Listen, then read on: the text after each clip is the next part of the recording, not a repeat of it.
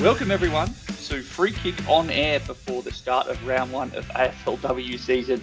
As I'm sure you can tell at this point, I am on this evening, Mel is on this evening, and then we've also got Jono who has joined us this evening.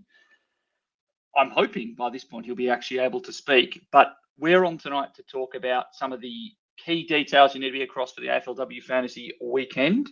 In particular, we're going to talk about the teams that were announced just recently, and there are a whole stack of incredibly relevant options that have both been named and also been not named.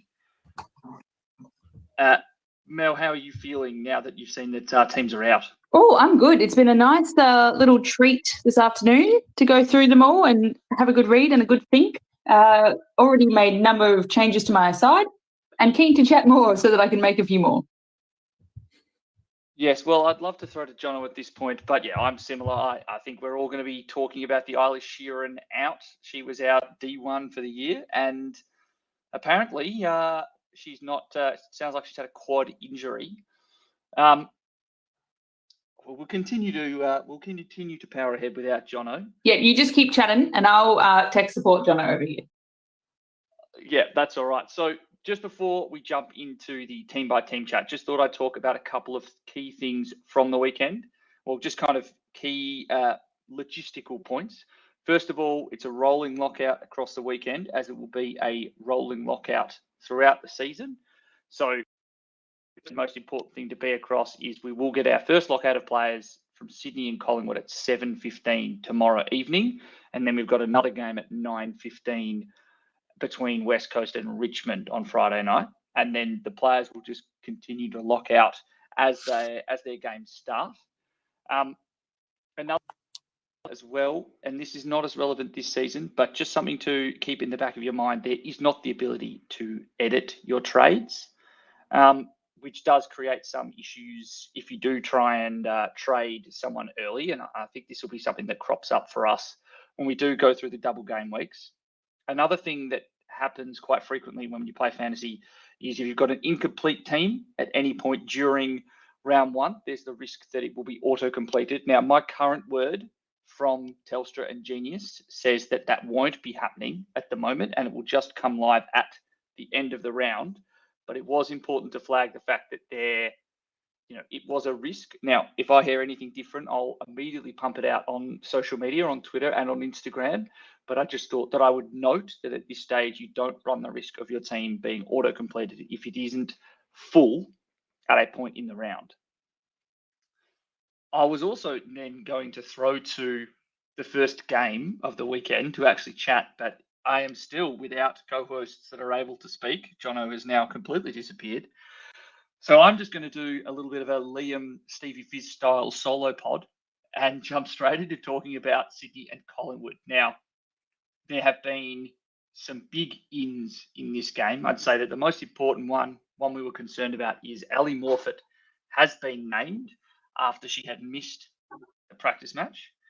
And then separately as well, we've seen that on the outs, Bree Davey has not been named. She also missed the practice match as the two big players that we had some questions on going into the week. We've also had a whole stack of rookie price players who've been named.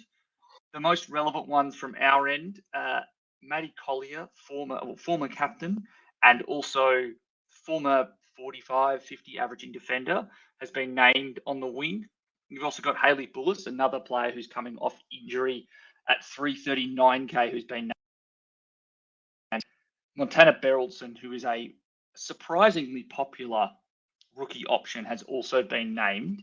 For Collingwood, I'd say the most interesting rookie option that we've actually got named and named on ball as well is Carly Ramos, who is a mature-aged VFL player. I do believe she's come off an excellent season playing for the Collingwood VFLW team and has been brought on as an injury replacement player. She's a 300k midfielder who also chopped out in the ruck in the slop practice match against Fremantle. Now, it's not a name that I am extremely confident in picking straight away. She doesn't have quite the same long-standing experience and the pedigree, but it is a name that I'm keeping watch of. The other rookies that we've had named: Murin Atkinson, 300k Irish defender; Lucy Cronin, 388k defender; and then Annie Lee, who is a recruit from Carlton, who is another key-sized defender, but I believe she's in the game as a forwards at 387k. Now, Jono, did you want to try and speak at this stage now that you've rejoined? Sadly, he is unable to attend. Mel, if you were going to talk about kind of the most impactful thing that came out of this game, what would you say it was? Yeah. Oh, can you hear me? I can hear you. Oh, that's great. Fantastic. While you were chatting, I did a little microphone switch up. Adding on from what you said, really glad to see Ali Morford back. When she missed that Bracky game, we had one of the Smiths taking on her role with the ruck, but now Bella Smith is into emergency, so hopefully a good game from Ali Morford. I think that Bree Davey not being named, something we spoke about a bit on Monday, was what does that do for a Michaela Cann or a Grace Campbell, someone that had a high fantasy score in the Pracky game. Will was hopeful that Bree Davey would just play through her sore foot like she has previously, but alas, she's skipping the game. And I think that gives, if you were thinking about like a Michaela Cann or a Grace Campbell as an option, someone's kind of got to take on those midfield points, probably also Britt Benici, but that gives it a big mix up there. And we do like to see Remos named on the ball, one of the rookies that we were pretty keen about. So none of those players, however, are in my side at the moment, other than Slasher. But it is good kind of confirmation of some of the hypotheses we were tossing around on Monday.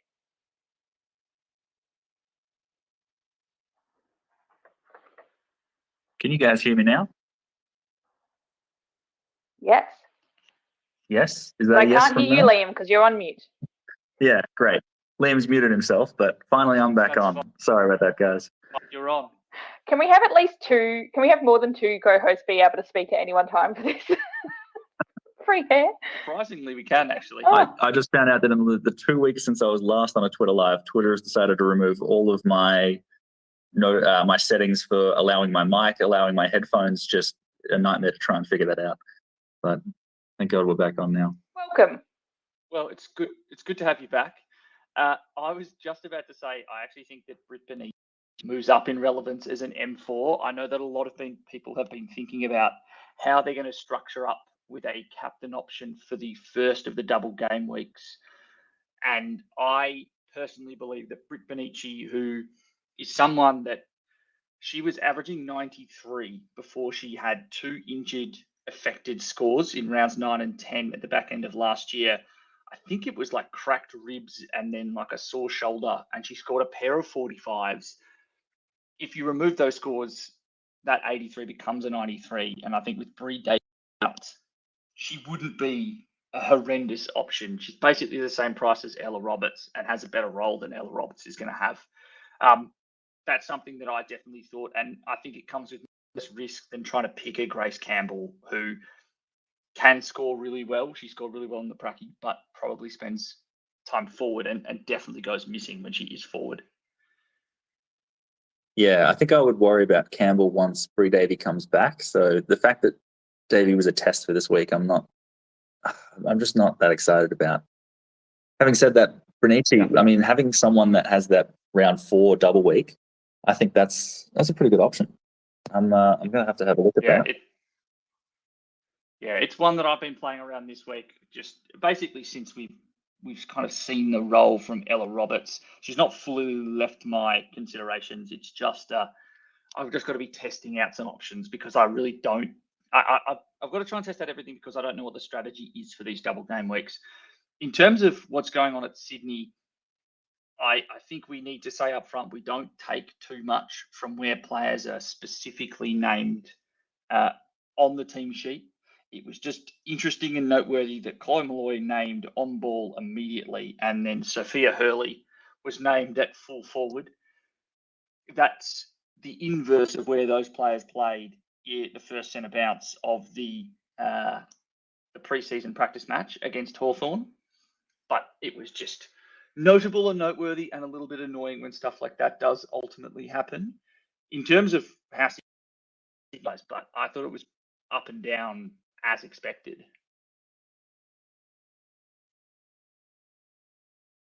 Well, yep, that's confirmation then. The only other thing I wanted to say though is a lot of people picking Ruby Slasher. We've been hot on it all preseason. I also know that Geordie Allen is a player that ought to be in more teams. I think the selection of Lucy Cronin as a taller key defender does make me feel a little bit better that neither of them are going to have to play a key lockdown role, or at least it decreases the chances. Yeah, I'm a fan of Schleicher. I'm not too worried about it. I like Jordan Allen as well. I don't think anything on the team sheet has really dissuaded me, if I'm honest. No, not at all. I think it just gives me a little bit of extra confidence if I was concerned that Butler being out might force them to play a more key role. All right, so next game we've got West Coast and Richmond, and I'm Mel. I believe this was you who was in charge of talking about this one. No, it was not. It was Jono, but that's okay. Sorry. My bad. Take it away, Mel. You got it. On the fly. West Coast Richmond, 7:15 p.m. No, 9:15 p.m. Oh, 7:15 p.m. Perth time. 9:15 p.m. Victoria time. Tomorrow night, we've got quite a few rookies coming in from West Coast. We've got Sane Backer, 300k mid. Verity Simmons, 300k. Jess Wrench, who we're quite excited for. Georgie Cleaver, Tess Lyons, and Zoe Wakfa, all rookie priced and playing. And then at Richmond, we've got a couple of names we'd expect. Charlie Ryan.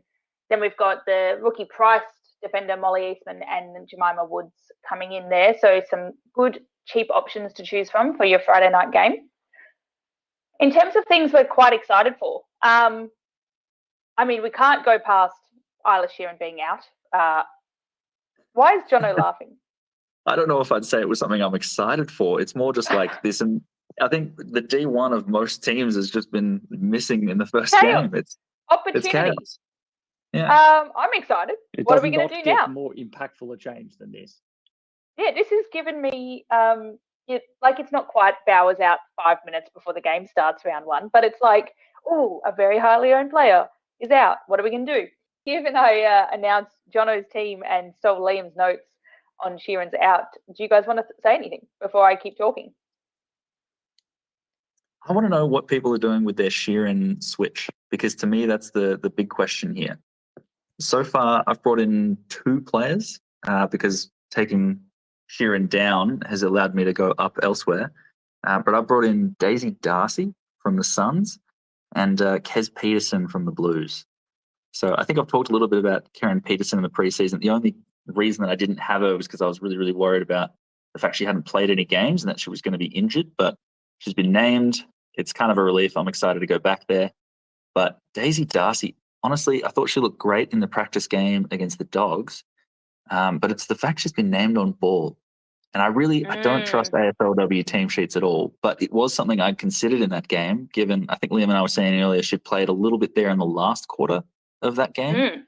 And also the Suns have just brought in a lot of key defensive depth.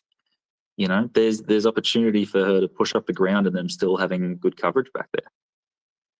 I do really like Daisy Darcy as an option. I'm all about it. I too am considering going Daisy Darcy.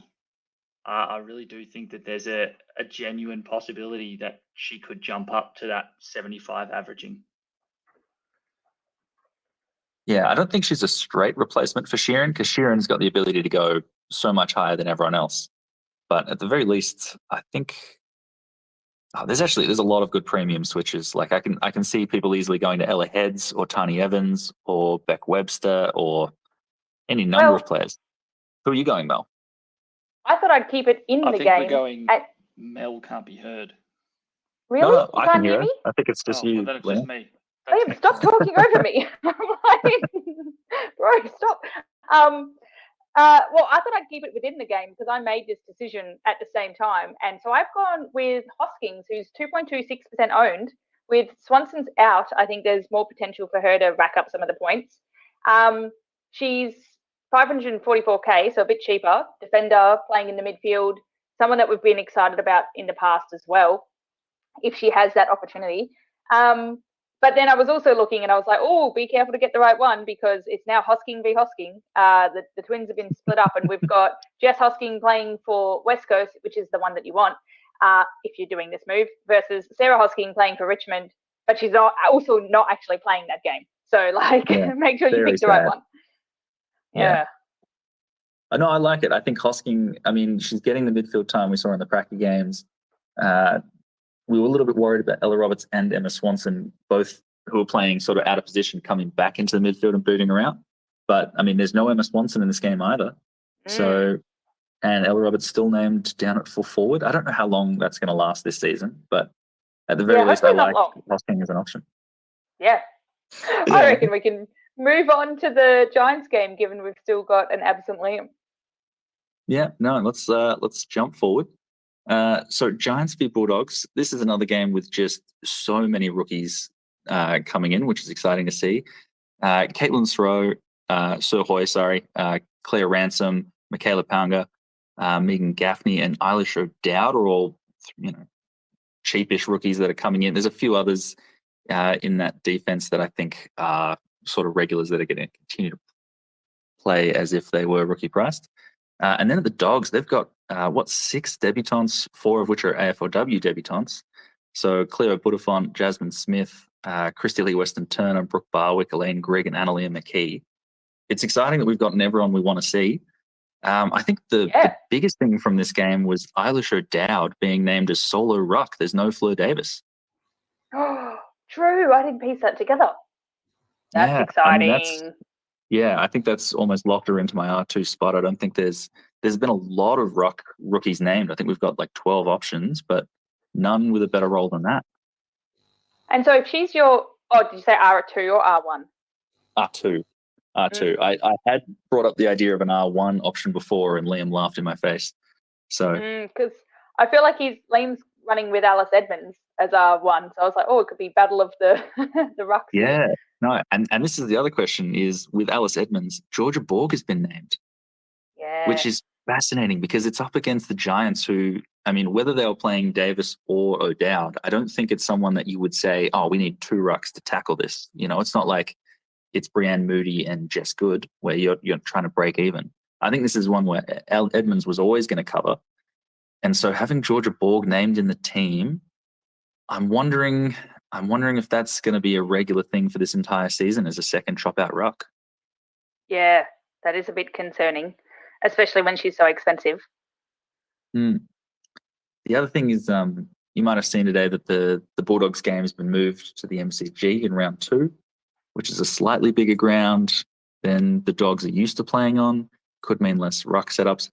Alice Edmonds is one of the rucks I've been the most keen on this season.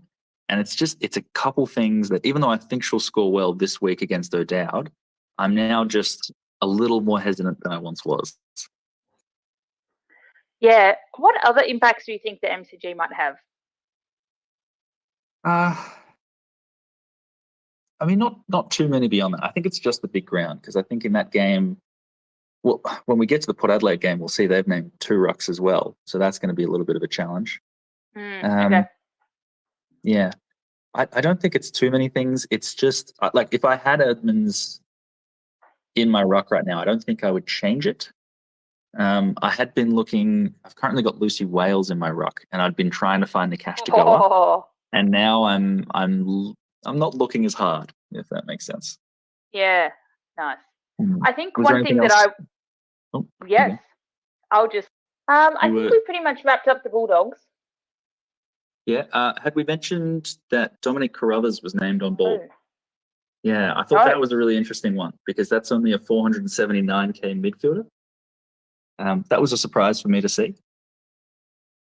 In the sense that I thought she'd be a rotation, but I thought Deanna Berry would be the main midfielder in there over her. So she had looked really impactful in what I'd been watching. I feel like even when we were watching the games and commentating, they're like, "Oh yeah, there she is again." So I'm kind of not surprised by that too much, I guess.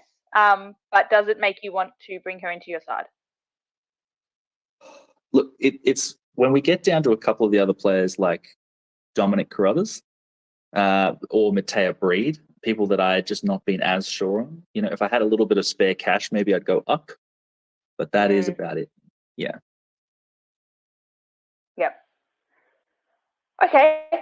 Maybe just moving on then to Essendon Freo. By the way, I know we apologise to how bad this is quality wise. We will be better next time because this is not fun for anyone. But if you can't hear us, please comment on the Twitter thing so that we can at least sort out what we're doing. Essendon Freo. Verrier, not named. Not very disappointing though, because no one should be bringing her into their side. Very disappointing to hear. Oh, wait, I was meant to start with the time. Yeah, so Saturday, 3:05 at Windy Hill. I'm going to make the trip over this one, I think, even though you're not coming with me, Jono. Sad face. No, very sad. Terrible time for a Bucks.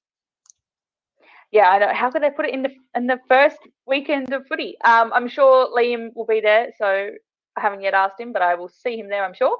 Only a few rookies in this one compared to other teams. We've got Emily Goff, Amy Gaylor, and Alex Morecambe, all rookie price starting. And then at Freo, only two. We've got Ash Brazel, who's not a rookie, but rookie price coming in. And then Tanisha Kikoak, the rookie ruck, which is interesting. But I got to say, I don't know how much I trust or how much I'm concerned about Tanisha Kikoak, who was kind of the player that came and replaced Bowers when Bowers announced her pregnancy. Her joining as a ruck, I'm actually quite keen on Strom in this game because Hetherington emergency and Hetherington is kind of known as the second ruck role, but then we've now got Strom in primary ruck joined by a player that we haven't seen much from before. Look, I think in this game, the thing that interested me the most, I think most of the players that we've seen were named where we would expect them to. But the one that stood out to me the most was probably Ebony Antonio, just because she is fairly cheap and named on a wing. She's someone that, you know, for her scoring history, she's had seasons over 60.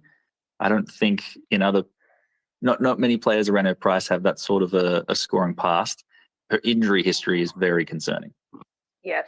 It's actually funny to me you say that because I was like, I'm concerned by how much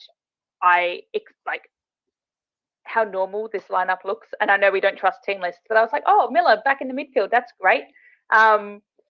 So I'm not sure. It feels like they're still going to do funky stuff anyway, just because it's a point in time team list. I wouldn't be looking into Antonio too much. What else was interesting?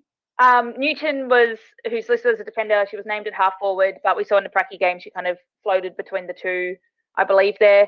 Or at least she wasn't in the forward for the whole time. So she's one that I'm still cooling on just because of that lack of consistency there. But who else is worth mentioning? I'd seen Daria Bannister was named on ball, which was a massive surprise. I think this is Essendon just throwing hijinks into the works. Yeah. Because they've got a lot of, they named Nanscorn on the bench. They've got Radford and Clark in their forward line who, not main forwards, but I'd expect them to rotate before Bannister, who's, you know, coming off an ACL as well. I would have thought she'd be starting a little bit slower in the forward line. So I wouldn't read too much into that. Emily Goff, I don't think she's as relevant in the official fantasy game, but if anyone is playing Bolter, she's actually got defensive status there, and I think that could be a good pick. So kind of handy there. What else did we see in this game? O'Sullivan off half back. I think this is one which Liam has been floating a lot. I know he's not on right now to tell us that, but I'm pretty sure he's got her in at the moment. I don't know. Are you thinking that, Mel? You're the Freo fan. I think when I've been looking at these team lists, the main thing I'm looking for is outs. I read a little bit into where they're named, but not too much. And I think the key takeaway for me in this game is that there's no major outs that we weren't already expecting from either Freo or Bombers. So I'm like, okay, cool. Yeah, no, fair enough. Suns and Kilda. I mean, you might as well take this one if you're excited about Darcy. Yeah, no, exactly. I think Gold Coast Suns also just with a bevy of rookie options. So this game is on Saturday at 5 o'clock on the Gold Coast. We've got Kiara Bisher at 300k, Annabelle Kievet at 300k as a forward, Elise Barwick, Ella K. Smith, and Ella Mora, all in the rookie priced areas. And then for the St Kilda Saints, we've got Serene Watson and Charlotte Simpson presenting as pretty good options as well. So, yeah, I guess to start with, Daisy Darcy, named on ball. I mean, aside from, there's a couple options that are out, but I don't think, I mean, I can see her playing now. I thought she looked really, really good on the pracky, and I know it was just against the Bulldogs, who were the wooden spooners last year. But I think that's one that I'm probably going to keep through the weekend.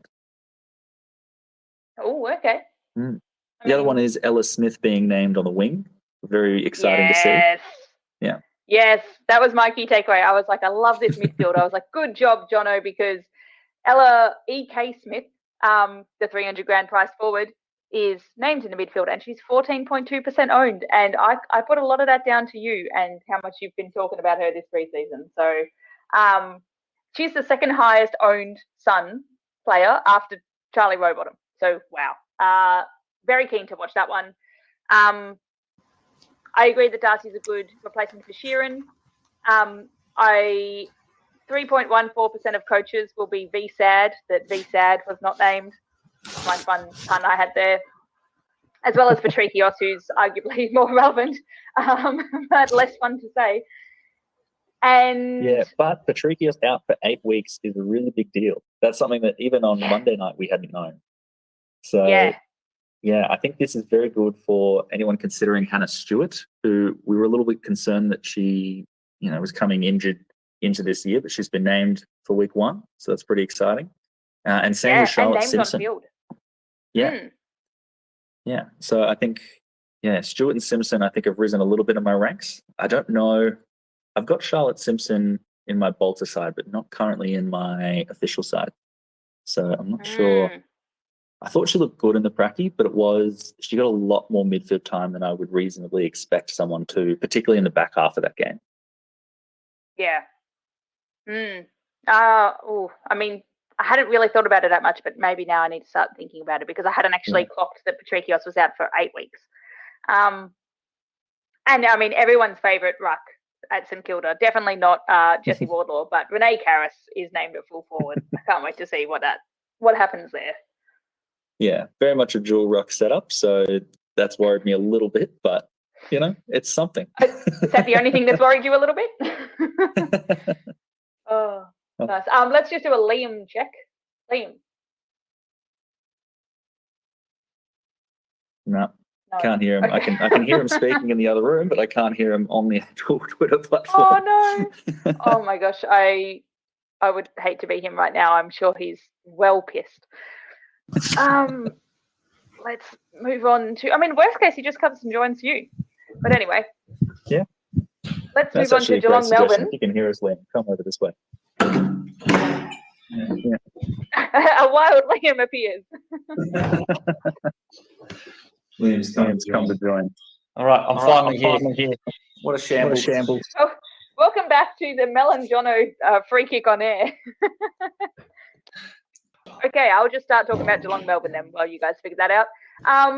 This game is at GMHBA on Saturday evening.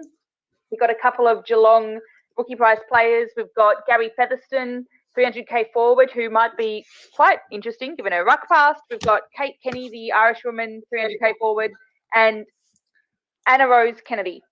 And for Melbourne, we've got Grace Beasley and Riley Wotherspoon starting. Jono. I'm a little confused what's going on there because I'm not the one typing. I've been trying to figure out where this background sound has been coming from. I feel like we're hearing Liam move around without hearing him talk, which is very confusing. Nice. We just get the presence of his shuffle in the background.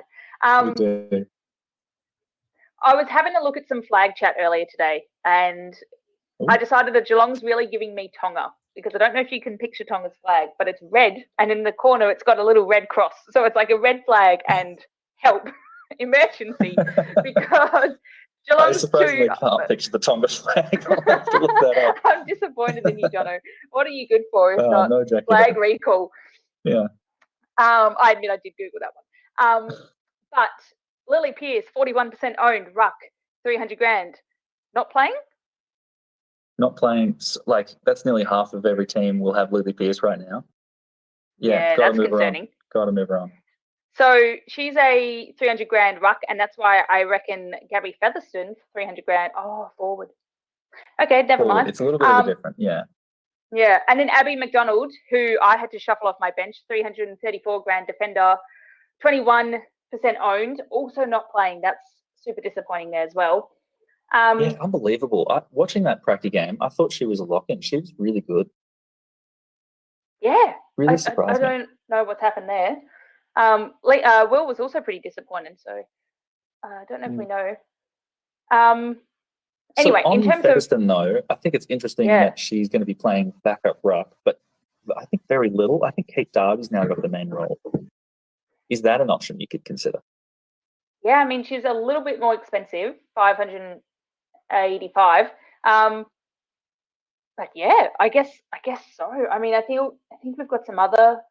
If you're going to pay that much money, you might as well get like a Jess Allen, I would have thought. But yeah, absolutely. Yeah, I would lean that way as well. I just think if you're desperate for 100K, that's a way to do it that I don't think would be overly difficult. Yeah. Yeah. In terms of Melbourne side though, Kate Hoare named on the ball. I know I've just spoken about how much I don't trust these, but like, cool, did like to see that one.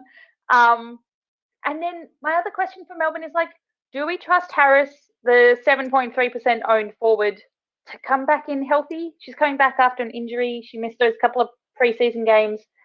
I'm not sure. I mean, she's technically named, but yeah, I'm not convinced on that one. How are you feeling about Goldrick and her last minute pass of the fitness test? Yeah, it was a surprise to me that she was even on the medical list to be, doing a last minute test. So that's a little bit annoying. But yeah, I guess I still think I'd bring her in because in the same presser that he said she was passing that fitness test, he also said that she'd been playing really, really well as, an inside mid at certain points. So I'm not too concerned. I guess the big risk with Goldrick is because their game is on Saturday night. If she is a laid out for whatever reason, you've only got the Sunday games really to try and have a go. And that's part of the issue. Like, where do you go from there? Because there's a few players that you could go down to, but not too many in the Port. Well, Port game is too close. It would only be the Hawthorn Carlton or the Brisbane North games. And I don't particularly like those options.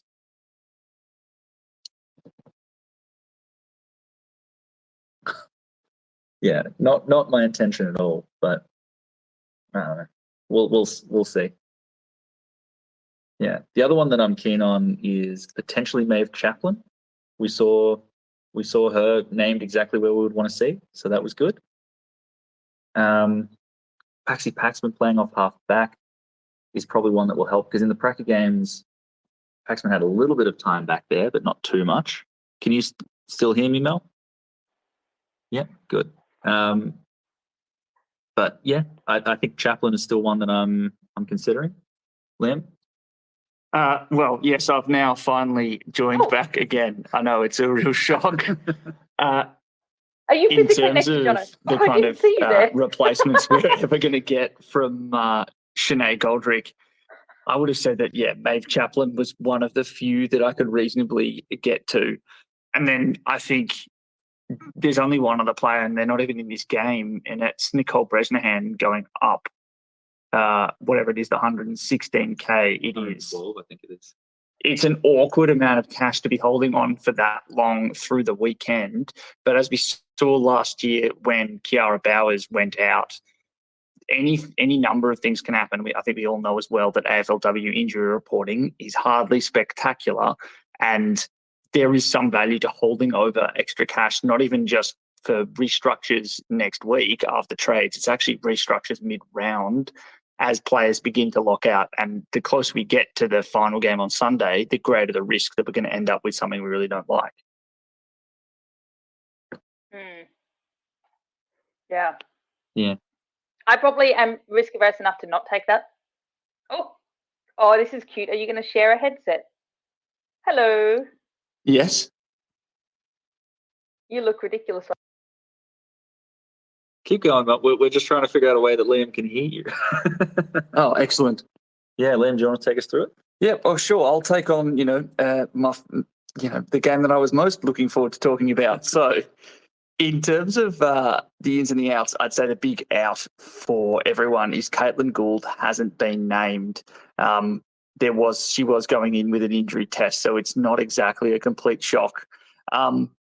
It does certainly mean, though, that we're going to have some, interesting things going on with Jess Allen and Chelsea Randall, just as those kind of taller players being moved around. Now, in terms of the rookies that we've had named, Adelaide are pretty dull. They've got Brooke Boylow at 336K, and that's it for rookie price players. Although we've talked about Boylow a bunch this preseason, she's definitely an elite scorer, but I do expect her to play forward. On the other hand, though, Port Adelaide have had a stack of rookies named. So Sinead Goody, Molly Brooksby, Caitlin Wendland, Piper Window, and Sachi Syme, and then also Tegan Gurmick, who is a ruck who we expect to play in defence. Now, those are all the rookies that we were expecting. I'd say the big thing for me, though, is Abby Dowrick, after missing the practice match with a hand injury, has been named this week. How on earth Port Adelaide are actually going to line up in the midfield is going to be fascinating, because they've got now a whole stack of bodies. They were already looking to add Kirsty Lamb in, which when you then combine it with all those rookies, I expect Window to see some CBAs. I wouldn't be shocked if Goody sees it between that and the wing. And then they're also going to be fitting in Syme and Maria Maloney. I think it's going to be great. And Cheyenne Hammond, apparently, named in the midfield, no? On the wing, surely. I can't say I but paid much friend of the pod. attention to... That's exciting. Yeah, Cheyenne Hammond on the wing. Sorry, I think Cheyenne Hammond... Well, I don't think anyone else has paid her attention either, because she's 0.3% I was going to say, owned, she's one of the most lowly owned really want to players. go with pod. Yeah. Yeah, I'd say that I think that we can't necessarily get a whole lot from the team sheet from this game. It's actually going to come down to more what we see on Saturday night. I do think, though, the one player we probably need to talk about most is Jess Allen as a potential Alice Edmonds pivot. How do we feel about running with her as your R1, given she's got a good run but doesn't have quite the same scoring pedigree? No, I've had it for most of the preseason. I keep swapping between Wales and Allen, and occasionally I find the cash to get an Edmund and then I swap back. It's a constant cycle where my team just goes in circles. It's very useless. But no, I think it's good. I can only see what Zoe Prowse or Chelsea Goodell as backup rucks, and then not rucks. So Brooke Tonin is also tall. Yeah. I think she basically is going to have it to herself. Gould should be back next week. Like, if she was a test for this week, I think it's only the 1 week. But, I mean, she's basically going to be soul rocking even with Gould in the side, because Gould is so important from a forward perspective. Yeah, I think the bigger issue for us is more we have to sit here and consider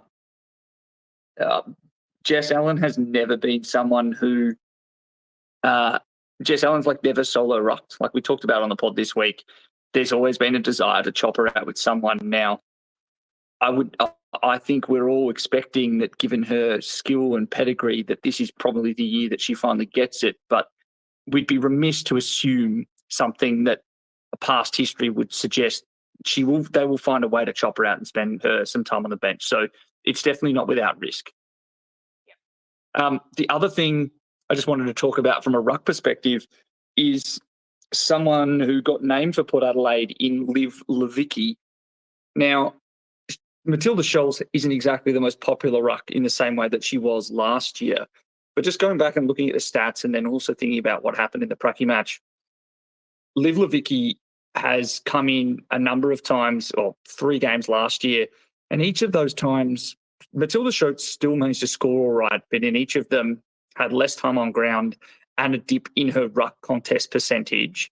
And included in one of those games was the final game last year, where she took 3 goals to score her 75 points. And Levicki played well, and Schultz spent a lot of time forward in the game against Melbourne. For anyone that's considering starting with Schultz, would this be enough to turn you off? Yeah, I think it would be, honestly, because I was really worried by how well Schultz played as a forward, but also, Lauren Pearce is a decent ruck. I wouldn't say she's amongst the top in the league, but she's still fairly handy. And Levicki was more than a decent contest for it. Yeah, it would definitely leave me concerned. Which is not to say that they may make a pivot later on in the year, but I think what we've seen in the practice match combined with what we've seen in the team sheet today clearly suggests that they're trying to go with some kind of taller lineup and run Levicki in the ruck. I'm also still burned from when we were going, 3 years ago. Celine Moody's going to be the play. And then in the Pracky match, we didn't believe that Alice Edmonds was going to be as good as she was. And then she was outstanding. Yeah. And so now if it happens in the Pracky game, I'm a little more inclined to believe it. Yeah, we've got to be a little bit more wary. Yeah. All right. Well, that was kind of my takeaway from the game. It definitely wasn't one that had the most impactful ins or outs, but it's certainly going to be probably one of the most important games of the round, if only because so many of our rookie options come from this team. Yeah, she'd had a potential ankle wobble, but she hadn't been on the injury sheet at all, which had come out after we'd recorded the episode this week, but that was certainly a vote of confidence. Yeah, so Hawthorn-Carlton game on Sunday down in Frankston. I'm pretty excited for this game. I think it'll be my first of the season. Let's see. From the Hawthorn side of things, we've had there's 5 rookies in the extended squad, 4 of which I expect to play. We've got Laura Stone as a 300k mid, Jess Vukic as a 300k ruck, Mattia Breed, Michaela Williamson, and Hayley McLaughlin, all as midfielders. I think looking at that bench that Hayley McLaughlin is unlikely to be named. They've named the others as debutantes publicly on Twitter and not McLaughlin. So I'd be surprised. From a Carlton point of view, though, God, all the rookies we would have wanted. We've got Lulu Beattie named on field, Dana Finn on field, Maddie Gearin on field, Leela Keck on field. Lila Keck, apologies. Yaz Dersma is on an extended bench. And, geez, this is, I think 3 months ago we were discussing that Carlton Best 21 and trying to figure out almost this exact group of 5 players and going, who's going to get named? 8 players on the interchange bench. And honestly, it's the same night before the season. We still have no idea. So very unhelpful there. But Yaz Dersma might play. So that's one we're watching. God, what are the key things? I mean, Kez Peterson returning is pretty exciting. It's good to see that. It's big for you. Yeah, no, she's gone straight back in my side. I think she's one player that it was going to take a lot for me not to pick her. Basically, her missing this game was the only thing that was going to do it. So, yeah. Oh, gosh. Another thing that was interesting was Mattia Breed at the Hawks being named as a half forward, which it's something that it looks so good in the practice match. I still believe in it. I think she's going to be a better player, even if she doesn't get the midfield minutes that we would want. But, to say that I would pick her over a Piper Window is the question here. I'd say the bigger question here is, would you field Breed or Window, given that Window is going up against, for people that are fielding 2 rucks, which I know that a number of people, 2 rookies, which I know a number of people are you going to field Piper Window and Sinead Goody in a far tougher matchup for midfielders against Adelaide? Or do you feel Mattia Breed, where she wasn't exactly put in a great spot in the team sheet in the practice match? It just so happened that she played an amazing role, but we don't have a lot of confidence in it. She's not scored like this before. I think even though Breed might be a little bit more risky in that role, it comes back to putting all your eggs in one basket. If you're going to field 2 rookies in your midfield, which is already a strategy choice, to put them both in the same team when one of them has had an injury potential in the off season, it just feels like peak risk and almost like unnecessary risk when we've got other good options. I mean, if you do it then and it pays off, then awesome. But like that's the thing with risks, I guess. Like you can go big, but I don't love having the two fielded rookies from the same club in your midfield. But I also don't Are you love guys gonna do it? Breed's role security, because this is a utility at every level of football she's ever played. She rucked at points last year, and at the Sanford W level, I think they both actually come with a decent amount of risk pre-round one. You know, I'm sure there'll be every amount of hindsight heroing by the time we get to the end of round one, and one of them or both of them have scored well, and it's, you know, why were you so risk averse? But I think it's important to ask some of these questions about those rookies that scored well in the practice match, but we actually can't be overconfident in their ability to score in a real match. 300 grand. She had a good role in the pracky match, and she's, what did we say before? Named on the ball. Named on the ball. Yep, in a difficult matchup as well against Sydney, in a midfield battle that I expect Collingwood to lose comfortably. Wow, that's bullish on Sydney, but okay. Yeah, this is why I'm trying to avoid the 2 rookie midfield option on field. It's hard to pick the second. I mean, I don't have 2 rookies. And it's also just I only have 1 rookie. much tougher to quite often pivot. Like if you're going to pivot from a non-rookie M4 to go up to someone that's probably worthwhile having, it's 300 plus K at least to do it. Whereas I think we probably do get one of the 500K forwards, which I think is the toss-up. Like impliedly, are you going 2 rookies at F4 and F5, or are you going them at M4 and M5? The other thing is, I know Will's not here, but he should be sweating right now because Tamara Smith is on the extended interchange for the Hawks. I'm fairly confident she makes it, but it will be very funny if the free kick is 1% or 2% ownership player he chose does not make the side. I will feel so extremely vindicated by my shock and outrage. Oh, that's funny.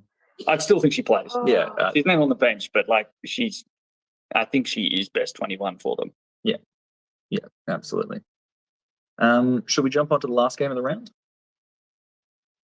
I think so. All right. Well, this is my one. It's the grand final rematch on at the delightful time of 3:05 in the afternoon on Sunday.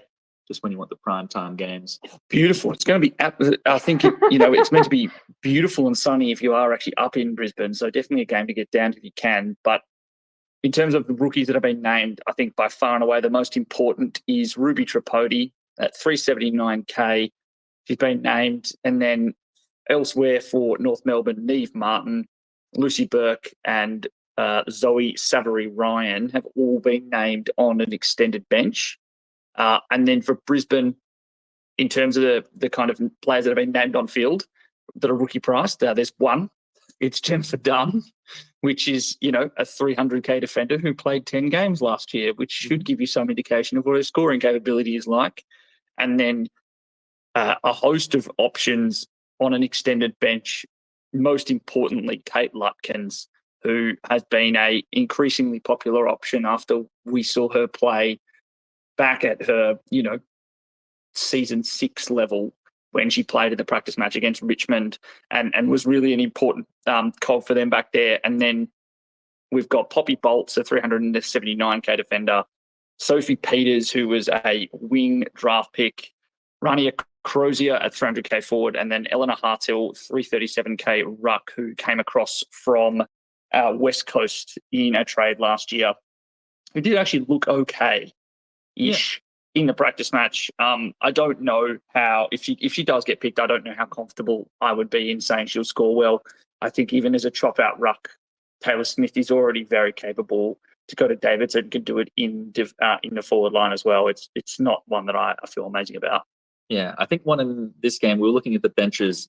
Our guess was that North Melbourne has basically just listed their 5 players as their first 5.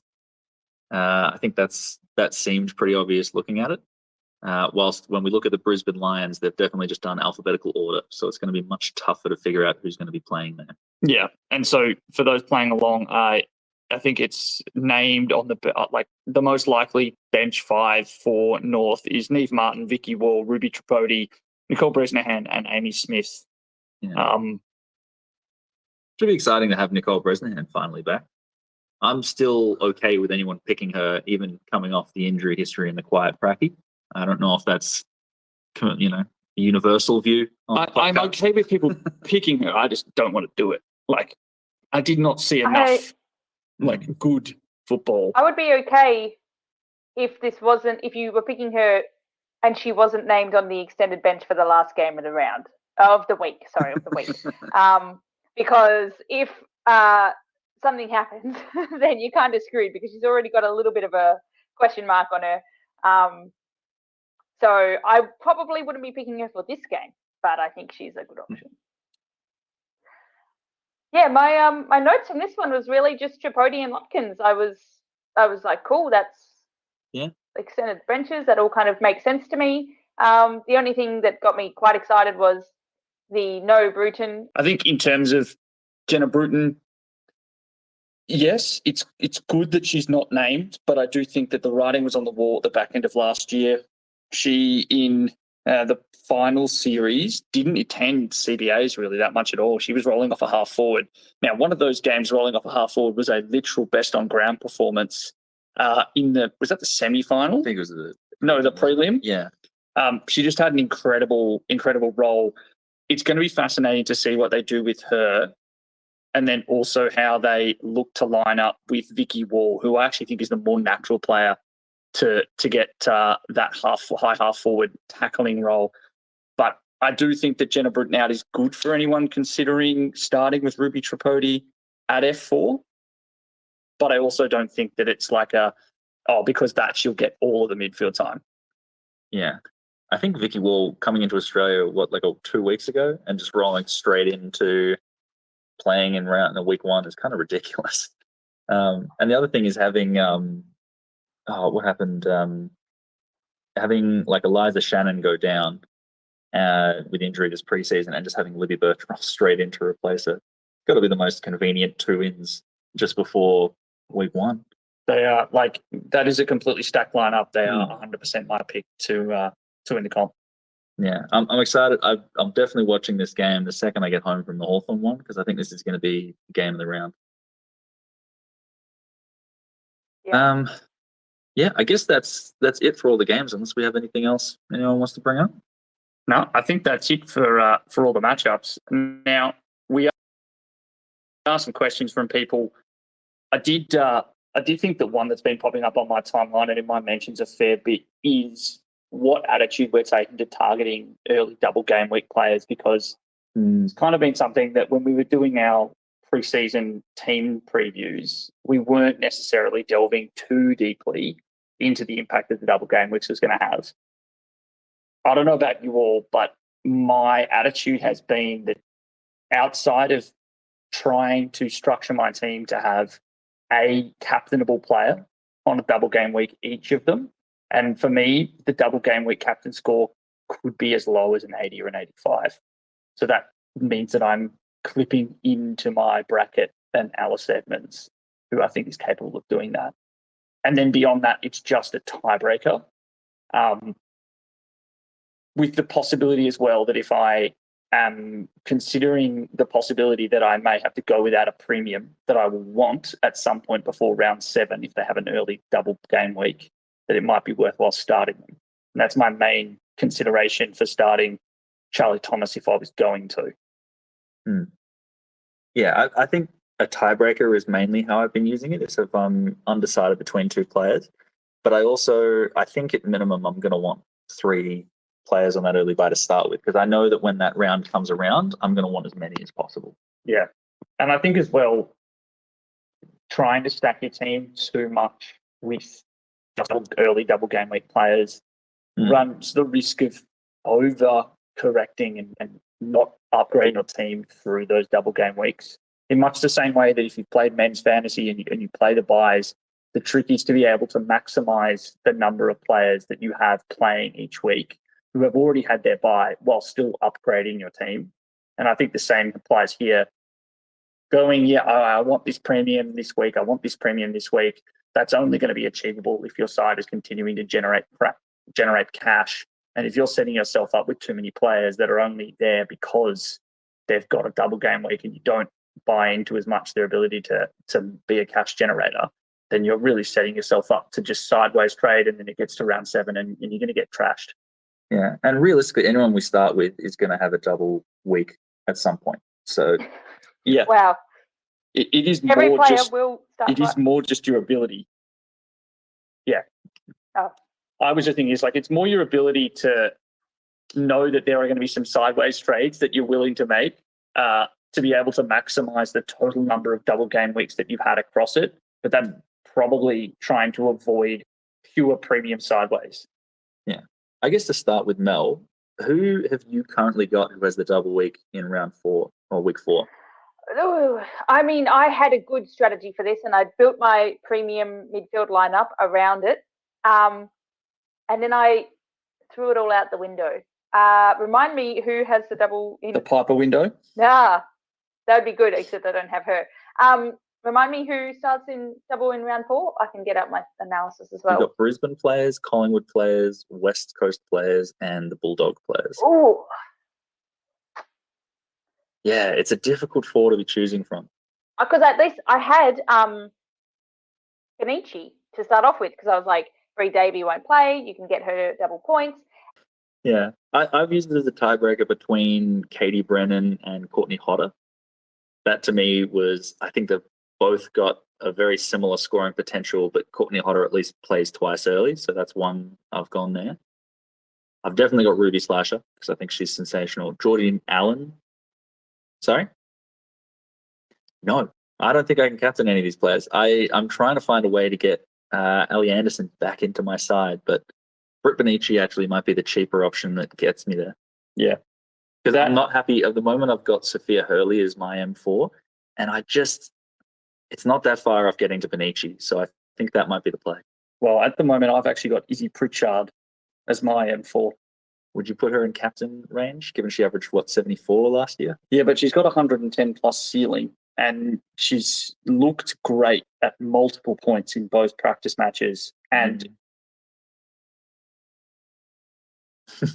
well, it's more like I'm banking on someone who is likely to have a midfield only role this season. I think she is clearly their second best midfielder now, because I think that Dee Berry is someone that I expect to see time of half forward and in the midfield. Mm-hmm. And then also I expect to see Don Carruthers spend time in the midfield and on the bench. Izzy Pritchard is 2 IC to LEB and will also never see a tag. Mm. Yeah. No, I see that. The other thing that I'm thinking of is, like, Brisbane plays West Coast and then the Bulldogs, which means West Coast and Bulldog players are playing Brisbane. To me, there's a key.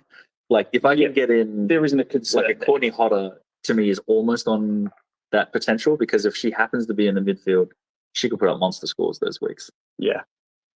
Yeah. Yeah, I think that's probably the way of thinking about it overall. But yeah, I do expect as well that it's probably once we get to the end of round 2 and we've done or we've seen, which rookies we need to have gotten in, what restructures we've needed to have done, that it's really going to come into focus, like how balanced are you across each of those weeks, to make sure to leave you in the best chance to sideways and get, the maximum number of double game weeks that you can get. So that was kind of one thing that people had been asking me for, and I completely understand. We've not done a huge amount of it. What else were you guys going to chat to? It's a good question. I think we've really just got some listener questions we might jump to. But otherwise, I think that's about it. I might. Well, John has actually already answered one of them from Ted Rippon, which is what are your thoughts on Brennan versus Hodder? Another name has been thrown in there, which is, Jono, one of your favourites is, do you consider Nat Grider an option? I think so. I don't think she's going to be putting up a massive jump in average, but I like the early double week. I think that, to me, for someone that, if she could just avoid the floor scores, remember last year she started with that 30? Yeah, it was. If she doesn't do that, then, her scoring is pretty good. So I think if you're banking on having a good start to the season, I kind of like the matchup with North early. because it means the ball's going to spend more time back there than anything else. Yeah. I don't mind it. I think she's been in and out of my team this preseason, not in the last week or so, but someone that I wouldn't hate starting with at all. Yeah. I'm in a similar camp, although I do think that she's just, those 4 scores are just still likely to be there until we see something different game plan wise. Another question for everyone to consider is, I don't know if we discussed this because I was having an awful time trying to listen to it, but just in terms of VCs, been a couple of questions about quite rightfully saying that if you VC on Rowbottom, you won't be able to pick a R2 that is a red dot, because if you're picking Eilish O'Dowd and you're not going to be picking Lily Pearce anymore, then Eilish O'Dowd will have already played. Yeah, it's a tough one. So the question then becomes, do you go with a Rowbottom VC and commit to another option as your red dot if she truly goes off, which I think the line goes a little bit higher with the fact that Eilish O'Dowd is now R1 with no competition in her side, or what I'm considering doing, which is if I start with Moncon, going Moncon VC, which then allows me to get a look at my ruck, or get a look at her before O'Dowd plays and decide if I'm going to take a red dot rookie there. Yeah, I don't mind it. I think, as we were talking about the other week, I think it's going to take something very special to avoid picking her up. Now that I've seen O'Dowd has sole ruck duties, it's made me a lot more excited for it. I thought she was going to be sharing. Yeah, same. I definitely had over-considered it happening because of that, but I do think that it's excellent that she's got that role tool to herself. Yeah, cool. Now, final question. How many rookies have you currently got on field in your side? Currently got on field. Let's see. I've got 2 on field in my back line. I've got 2 on field in my forward line, and then 1 in my midfield. So 5 all up. Yeah. All right. I'm the same in the same structure. I think they may actually be the same rookies. Yeah, I'd be shocked if they weren't. I do think that your side is surprisingly, largely similar to the one that you released a week ago. I think I've only made 3 changes all week because I keep just circling the same players. I've got favourites. Yeah, well, I sent off my team, which will be coming out in an article tomorrow, and I had to send it off at 6, which was about 5 minutes after I'd seen that Eilish Sheeran wasn't playing. Yeah. So it was a bit of a scramble with what I've put in. Oh, and also Abby McDonald not in. So it was a bit of a mad scramble for me to try and pick some new players. I expect that there will be some probably more shuffling since that. So there'll be an article out, but it does come with a caveat that, like, with players that are still drifting around that we need to make some choices on, it's not exactly set in stone. How about you, Mel? How many rookies have you got on field at the moment? Hello. I have 1, 2. Oh, on field 1. Are we including Kate Lutkins? We're including Kate Lutkins. Anyone under 420k? Okay. Yeah. 1, 2. Yeah. 3, 4, 5. 5. It might be the exact same 5. My internet cut out for, well, not my internet, my ability to hear you guys cut out for a minute there. Who do you have? I think, we've got the same 5, I suspect, if we've got Lutkins. We're just going through. I've got Lutkins, Watson, Goody, Tripodi, and Pauga.